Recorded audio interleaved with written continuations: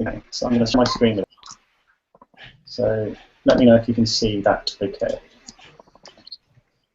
Yes. Yep. Okay, fantastic. So do please ask questions and chime in as we go. If you have any technical problems, then please give us a shout.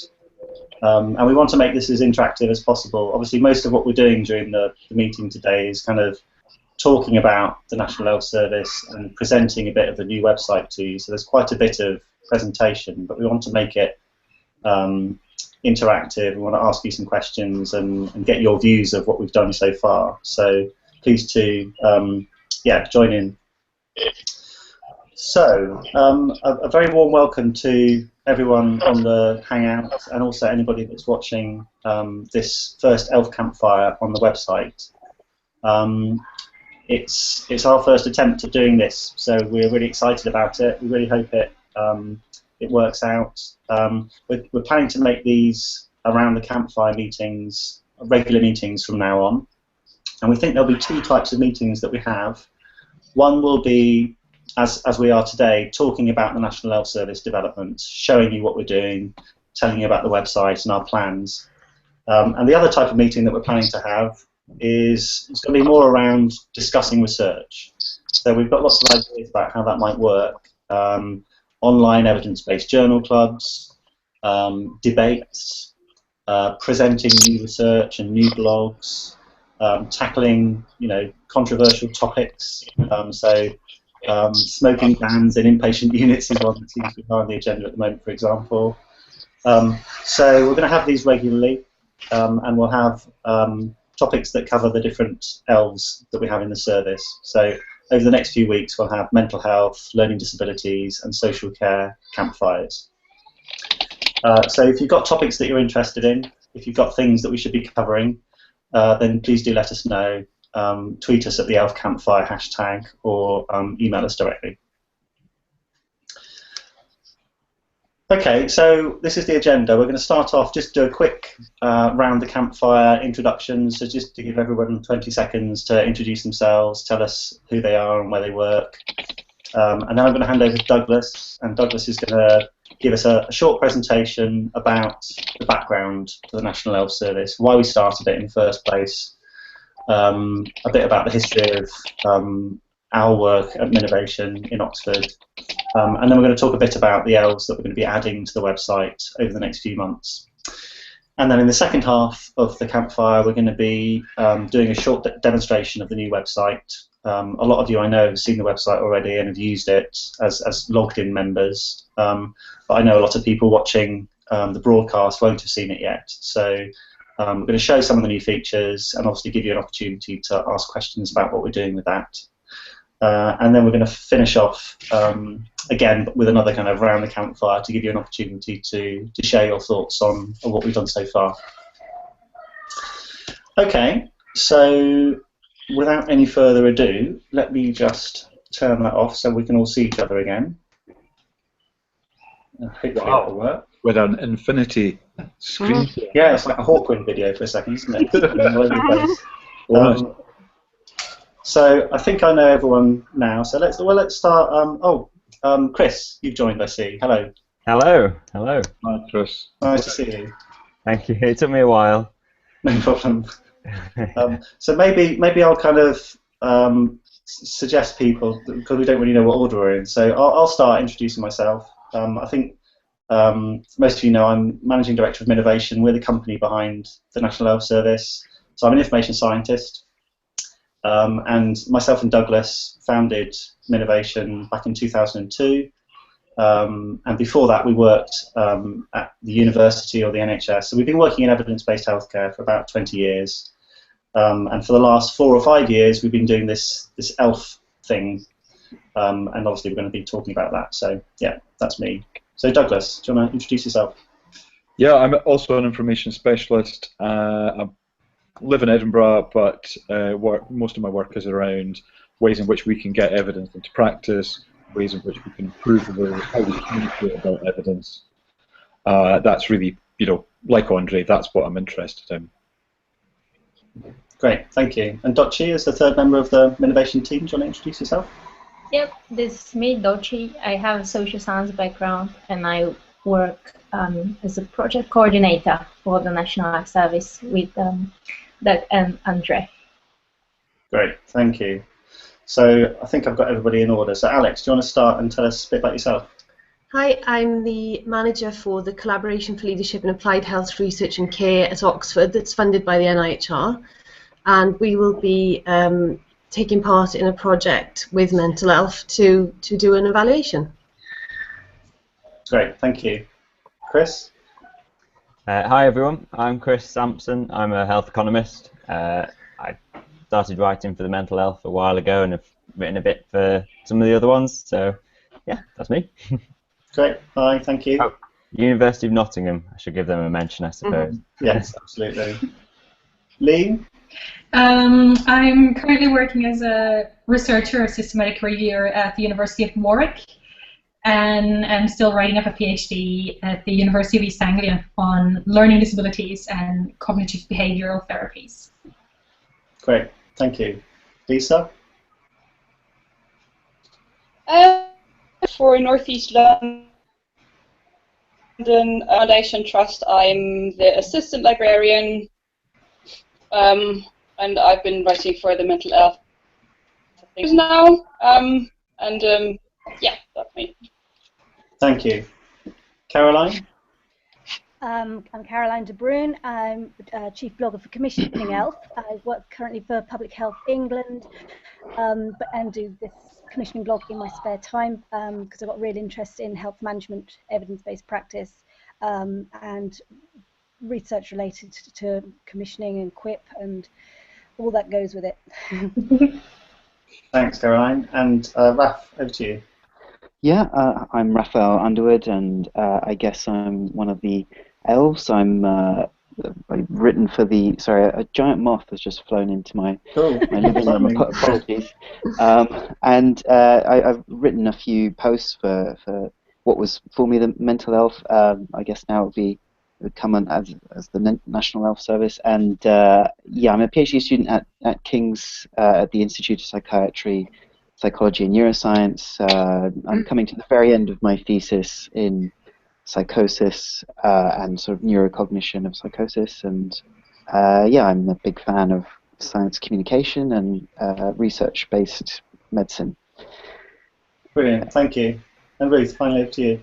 Hi, I'm Ruth Northway. I work at the University of South Wales. My background is in learning disability nursing, and I've done a couple of blogs for the Learning Disability Elf. Brilliant, thank you very much. So we've got 5 contributors to the Mental Health and the Learning Disabilities Elf. And in Chris's case, somebody who's contributed to lots of other elves in our little woodland as well.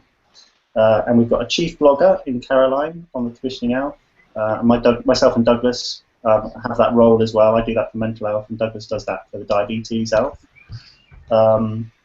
And Alex, you're our kind of rogue non-contributor so far, so thanks for joining us. And you've got the kind of evaluation hat on. So yeah, as Alex says, we've just signed an institutional agreement with the Oxford Health Foundation Trust. So they're subscribing to the National Health Service now, and all the staff of that trust can get access to the membership features. And as part of that relationship with Oxford, we're also running a randomised controlled trial. We're just planning that at the moment.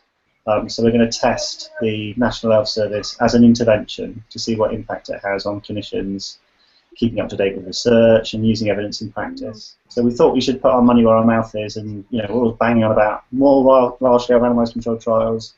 So we're doing a step wedge RCT of the National Health Service. We think that's relatively unusual. Talking to the mental health developers we know of, there's 1 or 2 people building websites and apps that do that kind of evaluation, but on the whole, people don't, either because it takes too long, it costs too much money, or they don't want to find out that their product doesn't work. So hopefully we'll get some positive results from what we're doing, but we'll certainly be blogging a bit more about that in the near future, so you can find out more. Okay, so I'm going to pass over to Douglas, and he's going to do a bit of a presentation now, so let me just share my screen again and bring up some more slides. So apologies for the hawkwind effect for a couple of seconds. We'll see how that goes, Andre. I noticed earlier that it was showing up whoever was speaking, even though you were screen sharing. I suspect that's happening to everyone now, is it? So as I'm talking, you're seeing me. Yeah. What I will do is I will share my screen. I've got the same slides. Okay. I'm sharing my screen now, and then we've got the Hawkwind effect, and then we've got the slides. So, just very quickly, I think the reason why we're all here is because we're interested in making evidence accessible to people who need it in practice. We shouldn't need to rehearse the issues that have plagued efforts to translate research into practice for years.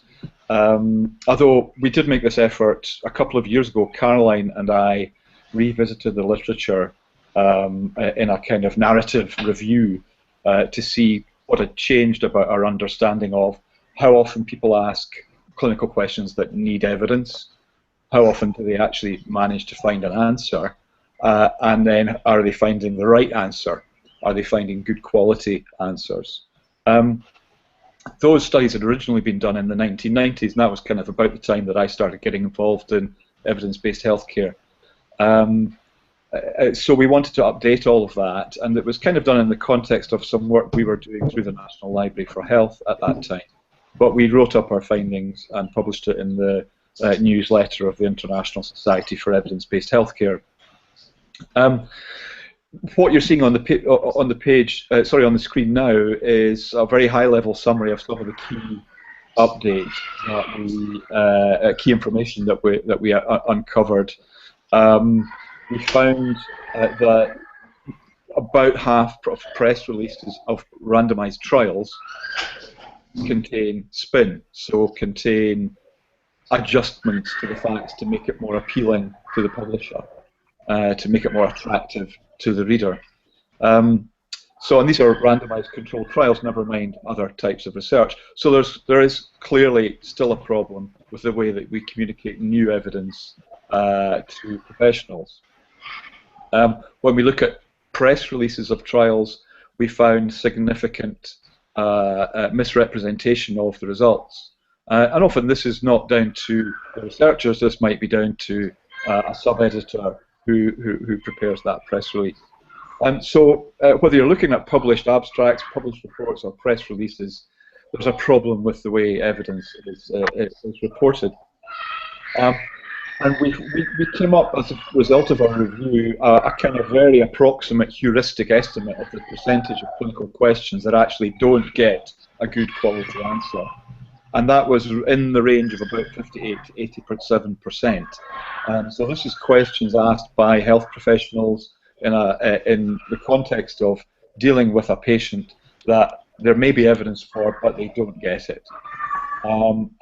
So that's a serious failing. One of the reasons why there's such a wide range there, I think, is that studies that have actually explored this use lots of different techniques, and what they find is that if you ask a professional, you get a lower estimate than if you get a third-party observer to record what a person is doing. So if you take the kind of recall bias out of the equation, you end up with more questions going unanswered than if you ask the health professionals themselves. So this is an old problem, it's not a new one, but we thought we should try and bring it up to date with some of the new evidence in the white paper, just to kind of put into context about what we were trying to achieve with the National ELF Service. And of course, an obvious question is, once we've established an issue, well, why aren't we doing this already? Aren't there sources that provide answers to these questions? And what we've done in this slide is just kind of split into 3 different types of resource. So we've got what we've called metadatabases, so things like NHS Evidence, TRIP, that search lots of different sources. You can think of specific evidence databases such as the Cochrane Library that provide randomized trials and especially systematic reviews, good quality evidence in one database. And then you've got a kind of higher level evidence sources, things like UpToDate and Dynamed, that try to collate all the evidence and provide an answer to those questions. And I think one of the problems we have is that when we look at these sources, there are a lot of them do one or two things very well. So a systematic review will give you a really good assessment of the current state of the evidence around a specific question. But a systematic review might be hard to read, so it might not be user friendly because we've got to get, we've got to have the appraisal skills, we've got to have the access to the database, we've got to have the search skills to be able to find it. So our estimate of the current situation is that we don't really have a solution that gives a really good answer. Because when we look at perhaps the best solution is something like Dynamed, but these are expensive and and there's a bit of a time lag. They aren't necessarily current. So if there's a new study that comes out, it takes a while for it to be incorporated into the sort of high-level structure. When we look at things like TRIP is a good example. It's got lots of evidence-based content and it picks up a range of different sources, but it's quite difficult to search. It's quite difficult to find your way around. So all of these resources perhaps don't tick all the boxes in terms of accessibility, usability, and reliability, which is what people really need if they're going to engage with the evidence. And we've published a white paper very recently which just updated this for the context of mental health, and we still see that there's a huge volume of randomized trials and systematic reviews, thousands of papers being published every year in mental health, and it's very difficult for people to access that evidence, and what we've done so far hasn't really solved the problem. To an extent, we've kind of, in one respect, we've tried to solve the problem of too much evidence by throwing more evidence at it, and throwing more databases at it, and so it's no wonder that this is an issue. And so I think there's clear evidence that there's still a problem with people not being able to get evidence. And there's obviously stories very often sort of trump what evidence says, unfortunately. But my favourite story about this is the GP whose kid goes to the same school as my daughter. They're in the same class. She asked me what I was doing, mentioned evidence-based healthcare. She said, "Oh, I don't have time for all that academic medicine stuff."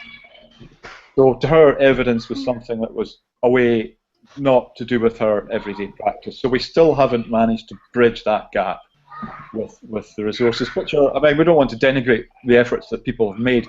Systematic reviews are very important sources. TRIP's a brilliant resource.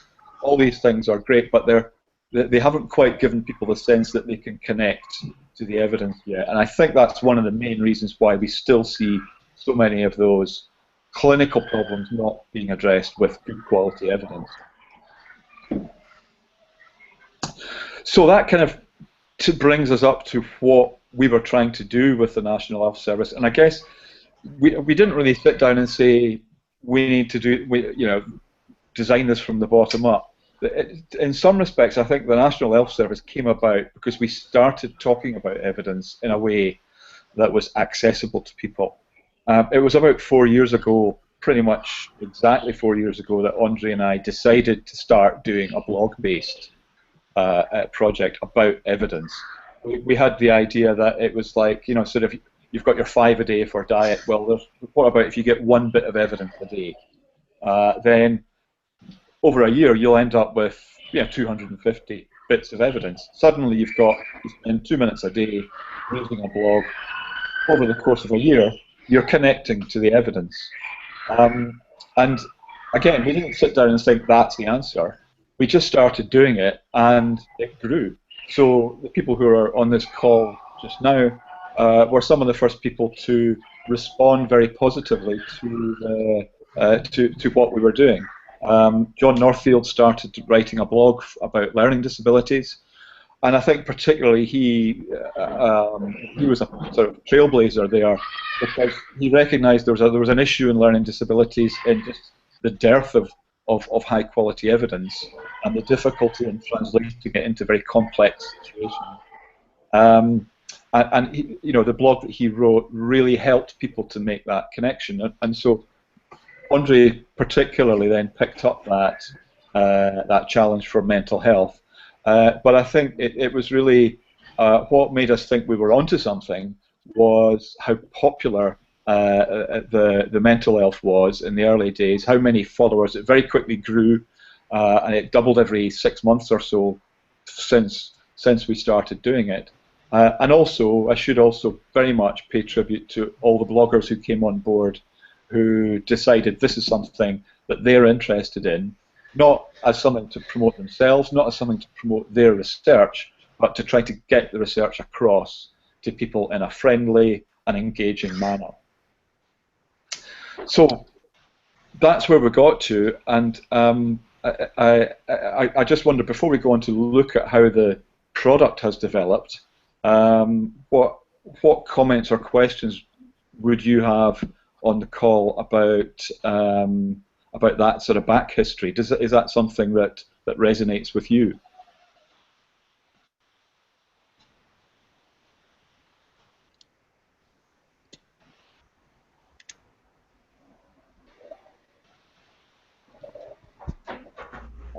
Well, I can say something. Thanks, Chris. Hiya. Yeah, I mean, I guess the thing that attracted me is that in my role as a health economist, I'm often talking to people who are very good at the clinical side of things, but don't know much about my world, and I know often almost nothing about their world. So I've always had this challenge of understanding the clinical side of the research. So that was what brought me to the site as a reader, and then obviously over time you develop your skills at understanding and communicating these things in a way that if I can understand it, then everyone else can understand it. So I think I don't know if I was coming from a different angle to a lot of other people, but the way the site communicated the research was just really appealing to me, and I could relate to that a lot. Yeah. Thank you. For me, it's Caroline. I've been running a current awareness service for quite a few years on health management issues, but it's just been literally cutting and pasting references. So to have it's actually really difficult finding health policy evidence. So I think it's really great that we are having commissioning out to help decision makers make better informed decisions. It's so difficult actually finding the evidence in that area because it's clinical. You've got all the clinical databases, but with commissioning, it's kind of dotted in a lot of places you wouldn't usually thought of. And I've had a lot of help from some of the other elves who've we've just done a smoking one. There've been some other mental health commissioning papers. So it's just bringing it all together and having all that expertise, which I think is really, really invaluable for people who are working at the front line. Brilliant. Yes, thank you. Well, I think what I'd like to do now is pass over to Andre, who's going to show how we've developed the system, and then we'll maybe get a chance to come back at the end just to finish off with some thoughts from other folk about the direction we're taking and what the challenges might be, and what the successes are that we can celebrate. But I'll pass over to Andre now, who's going to demo the spanking new home for all you wonderful woodland creatures. Well, you can tell it's Friday, can't you? We're going forward with metaphors. Anybody that's read the Mental Health blog today has got some great meat feast pizza equals meta-analysis metaphors in it, so please do check that one out. Right, so I've had my microphone on mute for the last 20 minutes because it's 3:30 and all the school kids are coming home. I'm working from home today and my window's open, obviously. So apologies if you get hip-hop music and cussing in the streets during the presentation, if possible.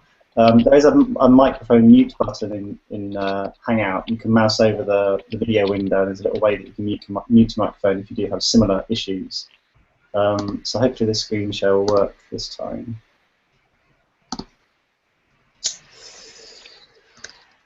Gosh. Okay, so please let me know if you can see my screen, okay? You should be able to see three little elves. Yes. Excellent. Yes. And yeah, so what I'm going to do is like a 15-minute talk through the new website. So this launched a couple of months ago, the National Elf Service, nationalelfservice.net. And what we're doing is we're moving all of our elves into this website over the next few months. So in May we launched with the mental elf, and then just a couple of weeks ago we added the learning disabilities elf and the social care elf to this website.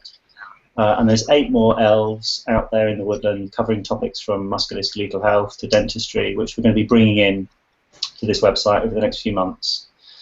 So those have all been standalone websites, and the reason that we're bringing them all together is that we don't really feel that it's worth having them separately, because there's so many topics that people are interested in that are cross-cutting. So these 3 topics here, learning disabilities, mental health and social care, they really do overlap a lot, and a lot of people work in an area where all of the blogs on those different elves are going to be very relevant to them. So bringing everything into one website still means that you can say, I'm only really primarily interested in reading learning disabilities blogs. So you set a primary elf when you register, and that's what this page is showing you. But then you can also get the other stuff as well. So if something on learning disabilities is published in the dental elf, for example, because it's talking about oral health of people with learning disabilities, then you get to see that as well. So hopefully bringing it together is really going to be helping people to sign up to not just the kind of population areas and main clinical areas of interest, but also to the specific things that they're particularly interested in. Pregnancy, for example, would be right cross-cutting across all the elves. Okay, so the new website looks quite similar to the old website. You've got a little elf in your top right-hand corner, and you can browse categories and find topics of interest. So I'm looking at the mental health at the moment, and I can browse to different mental health conditions or different populations, different treatments, etc. One of the things that you'll notice when you register for the mental health and you log in for the first time is you have this panel at the top of the page, and I'm just going to talk you through that during this presentation and show you some of the features.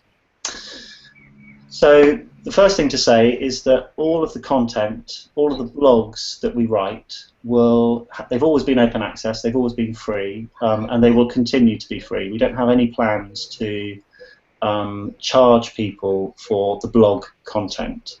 We don't really think that would be appropriate, because obviously the website gets used a lot by patients and carers and people who would never want to subscribe to the members features. But what we've done with the membership features is added in lots of ways in which you can keep up to date with the research and track your learning as you go along. And we've done that through what we're calling gamification features. So what we'd like to do with this website is incentivize people to learn about health research. And we think the best way to do that is to make it engaging and fun. So when you sign up to the National Health Service, you become an elf novice. After a few hours of using the website, you do various things that get you points, and you graduate and you become an elf apprentice. And then you gradually move through this game where everything that you do on the site, reading blogs, writing blogs, commenting on blogs, keeping personal reflective notes on your practice, it all gets you points. And those points relate to where you are in this particular level. So you can see on this page how many points you've got. I've got 2,000 points on this account that I'm looking at. You can see what you've got points for. So I've done various things on the site over the last few days that have given me points. You can see how you fit into all the other people in the woodland and how many points they've got if you're interested in that kind of competition. And you can also generate a CPD certificate, and this is probably the feature that's most useful for professionals. When we did our market research of this website, the message that we got right across the board from dental assistants to psychiatrists was the same. CPD is hard and somewhat annoying because every now and again, every couple of years, I get some assessor coming in and saying, right, what have you done? and I have to kind of put together this CPD file frantically to work out which conferences I went to and where I got points for, what online learning I've done, etc. And so what you can do with this system is just say, what have I done in the last year or the last 7 months in this case, and download a certificate that summarizes that information for you. Because everything in the website is tracked, everything that you do on the website, you can just create that as you need to. And it summarizes it for you in a nice little certificate that you can print off. Doesn't have to be one that's got elves on it. There's a plain text version as well, because we know that some CPD assessors aren't that keen on woodland guides. But basically you can see this is a new account, so I haven't really done much, but I've set up some alerts, I've made some notes, I've read some blogs, I've spent 5 hours on the website, and so that relates to, you know, maybe 5 points for CPD, depends on how your CPD works. So yeah, that's the kind of gamification side of what we're doing. Any questions about that? Any comments on that before we move on?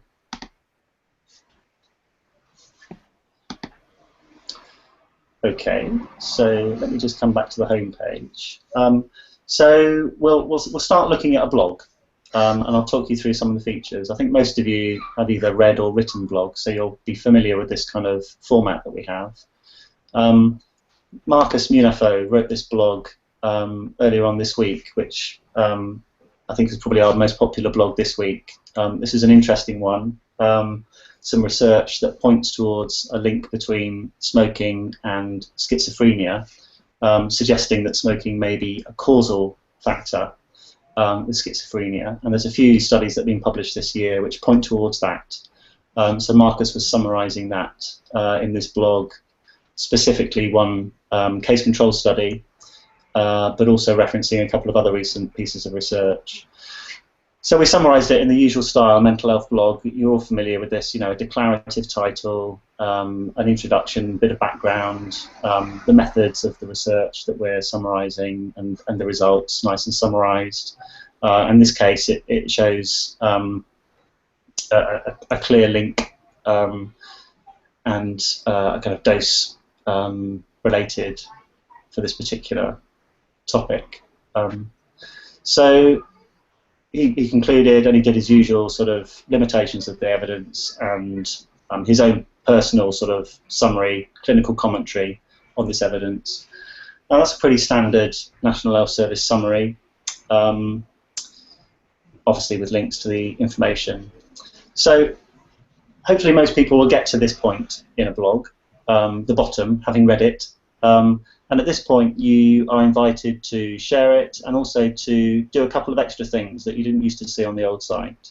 So you can mark this blog as read, and if you do that, it will give you some points. So it will tell you you've learnt this now, and that will then be added to your particular record.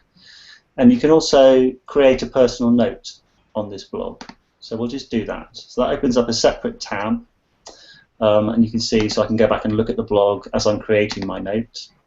And it gives the note the same title as the blog by default. You can edit that if you want to.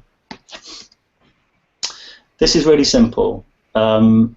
Reflective practice notes are a core part of all professional CPD, and people already keep these sorts of notes.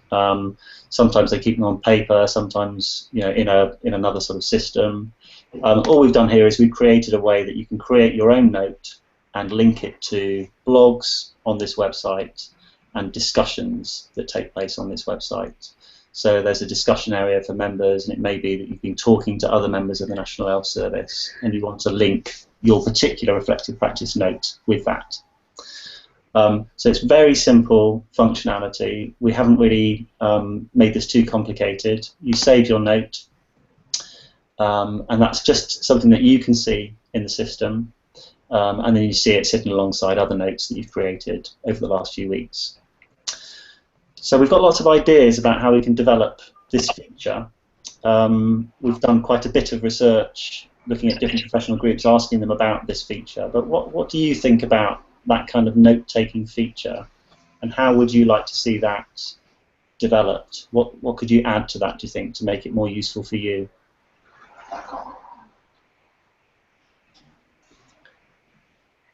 Well, I definitely like the feature, how it's added, because I'm the one usually writing my own notes on scrap papers that I end up losing. I don't know how to improve it. I'll have to start using it first and see how I get along with that, I think. Can I just ask, with those notes, are you able to download them, print them? Good point. Not currently, Ruth, but I think that's Ruth. I can't see, but it sounded like it is. Yeah, I mean, that would be. I'm just thinking, like, coming from a nursing background, because revalidation is going to kick in, and people having to keep sort of records there, which you can then share with other registrants. I was just thinking, if you had something which you could print off, alongside that CPD certificate, that'd be really helpful. So just generate a PDF from the note and stick it in your file. Absolutely, yeah, that's on our wish list at the moment. But it's good to have your confirmation. That would be useful. Or just mail it to yourself as well. Yeah. Okay. Yeah, absolutely. One of the things that we're looking at with the Sorry, is it not working properly? I think tags would be useful on the notes. Okay, so tagging notes in the same way that we tag blogs, so you could say this is about smoking and schizophrenia and case control study, that kind of thing. Yeah, well, I was more thinking about people to, just having a field there, and then you could, if you searched your notes, you could search the tags. Yes, absolutely. So you can just generate your own tags based on what you'd like to tag it with. Yes. Yeah, absolutely. Okay. Is that Lisa? That's me, yeah, yes, sorry. Thanks, Lisa. Video's not working. Yeah, no problem. How about sharing? Do people think that'd be useful? Sharing with colleagues, sharing with a kind of group, or more broadly with people in your team? I think like a journal club, sharing it in that way, sharing comments. Maybe a bit slow, but I think it would be useful. So you could have a group of members of the site that you share stuff with, your local team, or so you can kind of control the privacy settings of that. That's quite a bit of work to add that, but do you think that would be a useful feature? Well, you see, for me, I kind of see notes as the private version of comments, really. So if you're going to make it public, then I don't see why you wouldn't just leave a comment. But different people use it in different ways. Yeah, I guess maybe it's something in between a public comment and a completely private note is something that you can control the sharing of. I think there's something about the going public with your comments. I think that is difficult for quite a lot of people. A few years ago, we built an online appraisal tool for the Agree instrument, the guideline appraisal instrument, and there was an option to share publicly, and they had about 15,000 people registered on the system. About half of them had completed appraisals, and not a single one had shared their appraisal publicly. So I think there's a key point there, isn't there, about I can see how people might want to share it within a team, but maybe not publicly.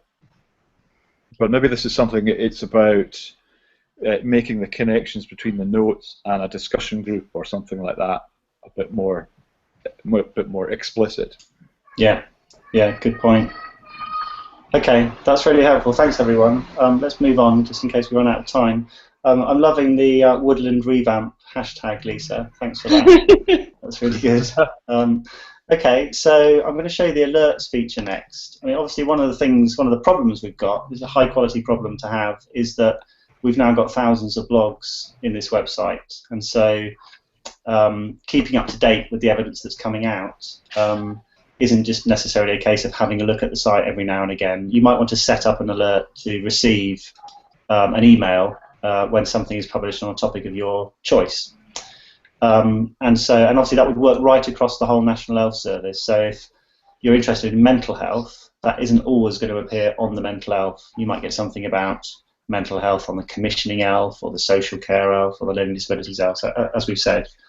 So our alert builder is a really simple way of creating a relatively complex Boolean search.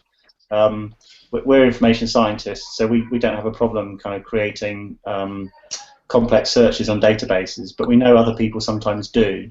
So we've created this drag and drop interface that allows you to build a search. So if you're interested in certain conditions, let's say we're interested in depression, in children, and let's say we're interested in high quality publication types. So I'm going to put systematic reviews and meta-analyses and randomized controlled trials in that box.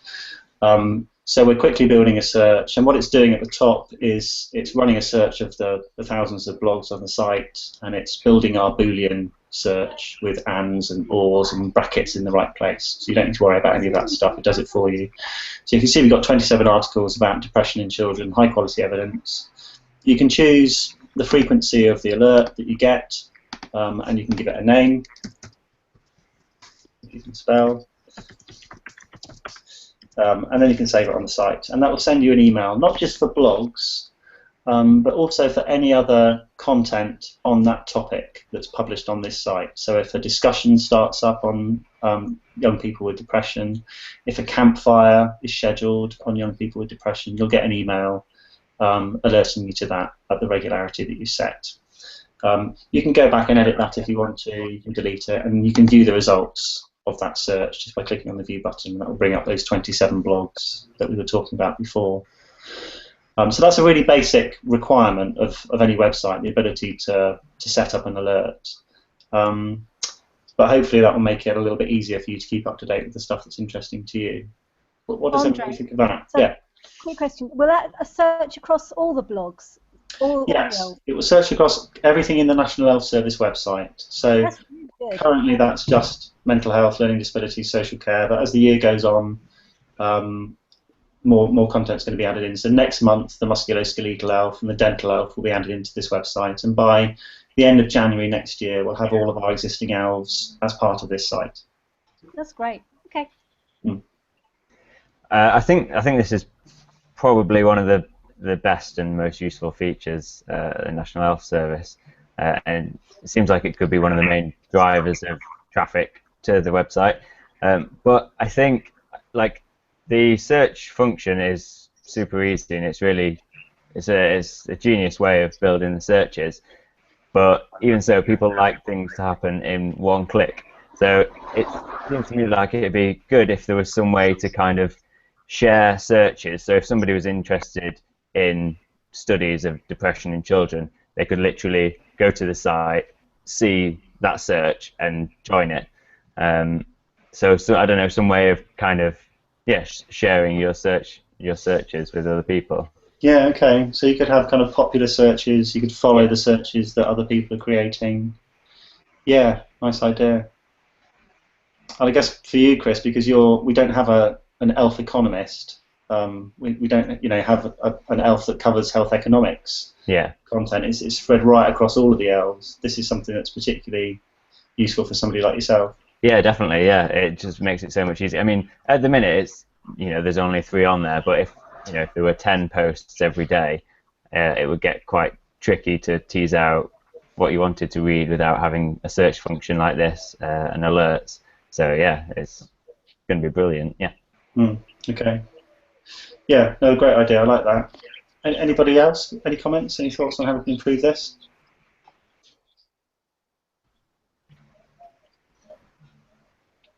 Okay, so let's move on. I'm not going to show you the other kind of interactive parts of the site. We're obviously in a campfire at the moment, so you kind of know what campfires are.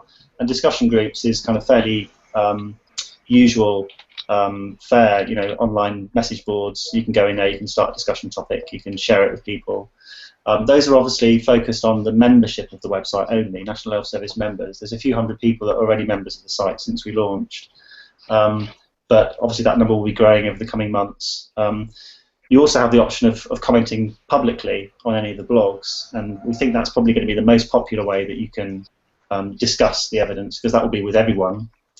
But you've got that facility to do both of those. What do people think about that? Do you see, obviously those are quite different, what would you find yourself using most, do you think?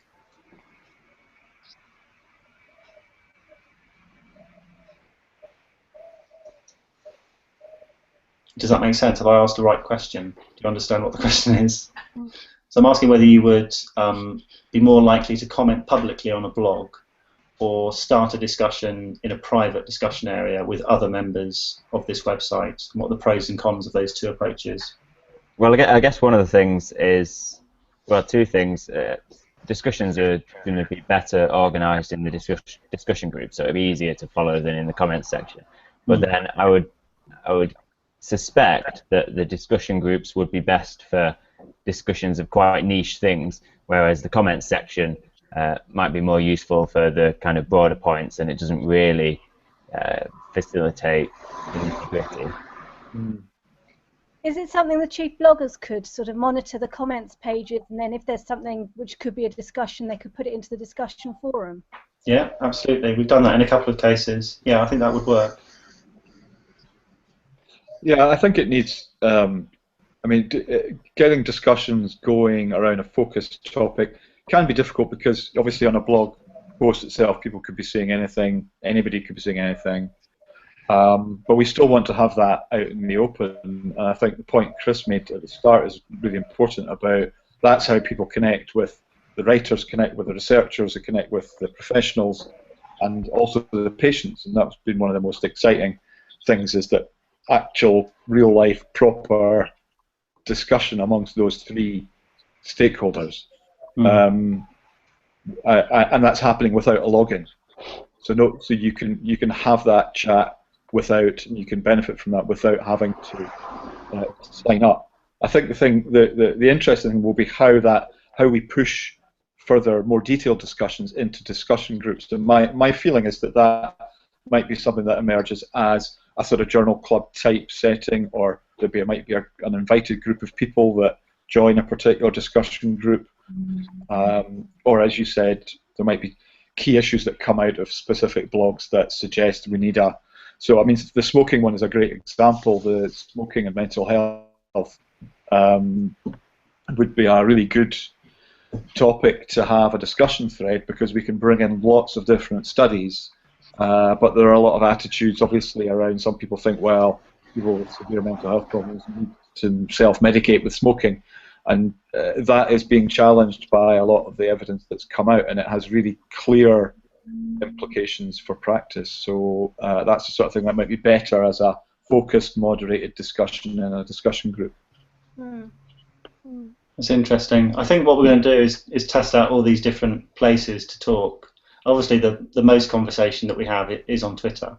And I don't think that will change. I think it will be continuously, the most popular place. And the blog comments are also quite popular on some blogs. I imagine as we kind of become more and more private in the discussion, it will become more niche and less frequent. But it'll be interesting to see how that works out over time.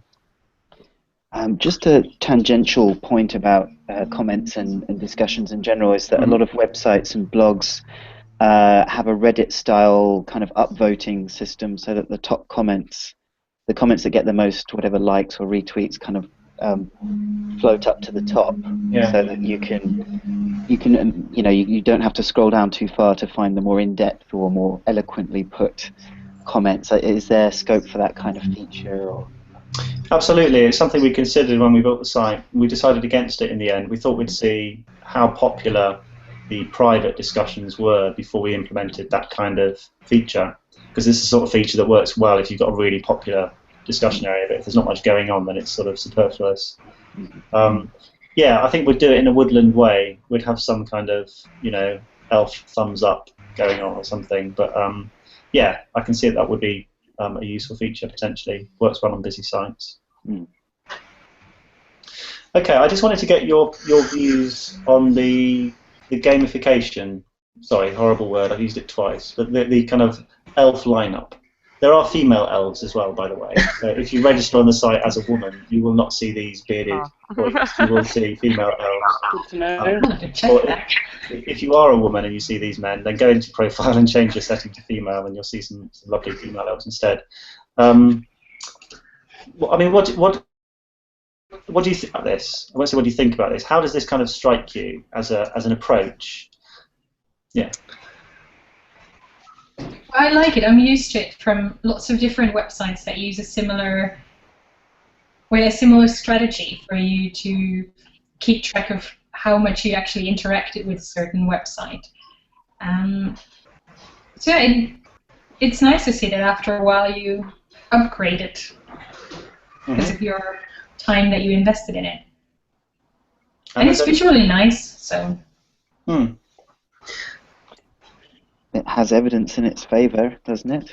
Gamification to facilitate learning and so on. So. Yes, absolutely. Not that much in the health world. I mean, it's gaining a bit more in the health world. But when we were thinking about this, we were looking at language learning websites as the best example. That use a lot of these gaming techniques to incentivize people to come back and to learn more. I think that it's going to be a bit of a marmite. People are going to love it or hate it. Yeah. Which is fine. I mean, you could potentially give people the option not to see the elves if you were really worried about it, but I don't think it's going to stop people using the service, particularly. It's interesting, isn't it? Because we've tested. I think you're right, Alex. I think that we've tested it, and the people that, stop it. This is silly. What are you showing me this for? I'm just interested in the evidence. Show me the evidence. But actually, when you show them that they're on the league table, and Professor Piehead in Glasgow is also on the league table, and he's higher than they are, then suddenly they're interested as well. So I think there is there's an internal competition that people have that incentivizes them. I want to get to the next level, I want to learn more, I want to create more, I want to write more blogs. And there's this kind of sometimes external competitive thing that people have. It's interesting. It's complicated, I think. I don't think it's something to get too hung up about, though, and too worried about. Yeah. I think generally one of the things we found, it's similar, as you said, if people object to this, they object to the elf. Yeah. I think what we found when we first did our early research was that the people who object to the elf are people who kind of don't need this because they're already immersed in research. That kind of tended to be, and also the people who kind of objected to the elf concept, they were very small, and surprisingly small in number. And that's one of the things that made us think, actually, there's something about putting a nice little friendly face on the evidence that actually helps people for some reason. And gamification is the same. As Raf was saying, there's evidence about these things as incentives to get people to engage more. Why not? And as Andre says, we're always very keen with our woodland metaphors, so we can have a woodland league table, why not? So we've had a comment on Twitter from Janet Thomas, thanks Janet, who said that she would like to be able to save her notes in other CPD portfolios, such as PebblePad. So we'll certainly look into that. I think plugging into existing CPD systems is something that we're very keen on doing, and we're starting to talk to some of the professional membership organisations about how we could work the National Health Service into the way they do their CPD for their members. So that's certainly something that we're looking at in the future. Okay, I'm going to turn off my screen now and just come back so we can finish by looking at each other. So yeah, it's nearly 4 o'clock, so that's flown by. I think everyone has spoken, so it's great that you've all been vocal and involved. We wanted to sort of finish off just by asking you kind of what got you first involved, I suppose, in the National Health Service. I know all of you are, or most of you are contributors to the National Health Service, and the usual story is that somebody starts reading the blog, and then they, after a while, think, oh, I could do this, and then they contact us, and then before you know it, they're regular bloggers. And in a sense, that's fantastic for us. That's brilliant news, because that's kind of what the whole project's about. You're the sort of super users at the top who are actually writing the stuff. So regularly reading and critically appraising and summarising evidence for other people. We would hope that other members of the site and other users of the site could also work up that ladder. And it might be that they start doing that through, tweet chats or campfires or other sort of ways of getting involved. But have you got anything that you can share about how you first got involved in the site and what you're doing with it now that might kind of encourage other people to follow the same path? Well, for me, it's Caroline. I've known you and Doug for years and just love the work you're doing.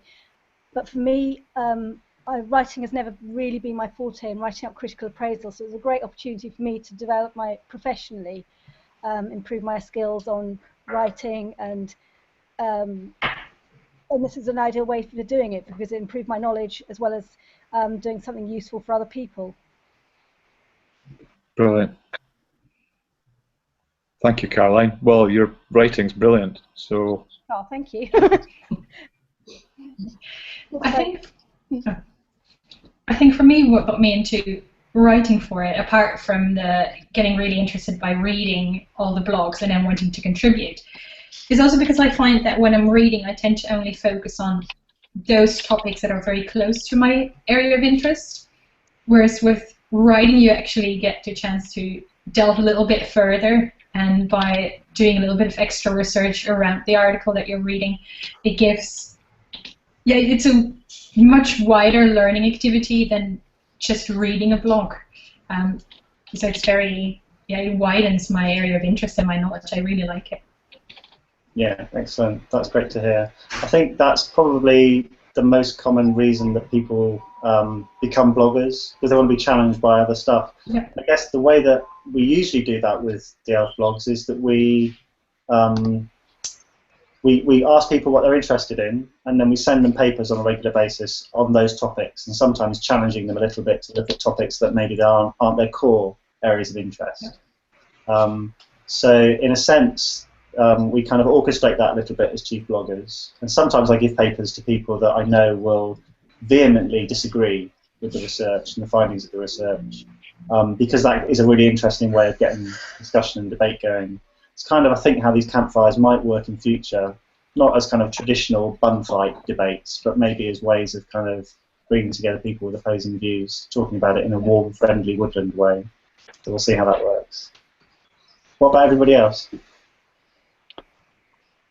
Well, I know the appeal for me was that, in academia you might write a paper and it might take a while to get published, and not many people are necessarily going to read it, certainly not the general public, unless you do some kind of outreach event or something. And so this is a way of getting something out quite quickly. It's short, it's accessible, people see it and respond to it, so it's a lot more immediate.